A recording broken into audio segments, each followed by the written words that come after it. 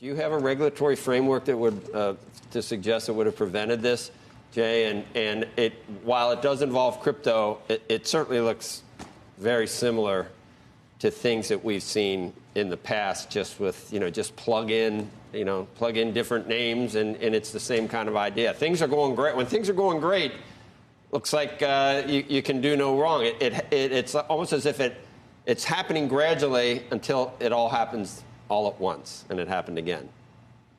Yeah, Joe, it's amazing how much leverage can be a really great thing when things are going up, and how quickly things can unwind. Look, do I have a regulatory framework?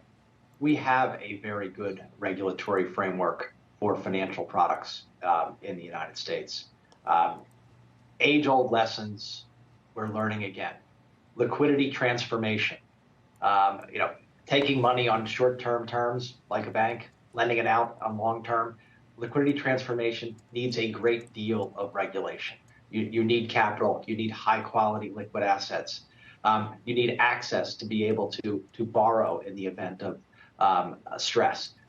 Leverage needs regulation. We know that time and again.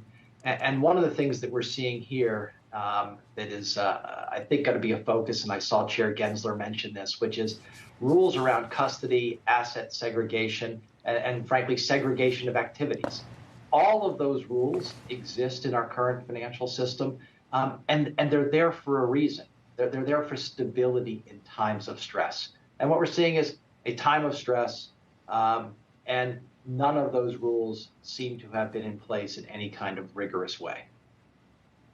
We heard Novogratz say, I don't know whether it's illegal or whether it's immoral. So having the exchange give money to a sister company that then uses it to trade, is that illegal? Is it ill-advised? Is it commingling of customer funds with the company's funds? What is it, a gray area? What is that?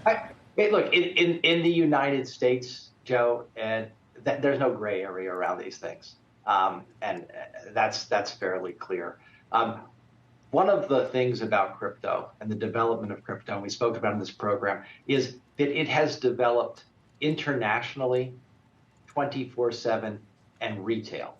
And I recall speaking about this with Andrew back in 2018. We had a live event, and I took the opportunity to say to people, if you send your funds offshore to an unregulated platform, exchange, matching system, whatever you want to call it, there is very little that the U.S. authorities are going to be able to do to help you get it back. And we're seeing that play out. U.S. investors should understand that doing business with regulated U.S. financial institutions, you have a tremendous amount of protection. Doing business with unregulated financial institutions, particularly offshore ones, you have, on a comparative basis, almost zero protection.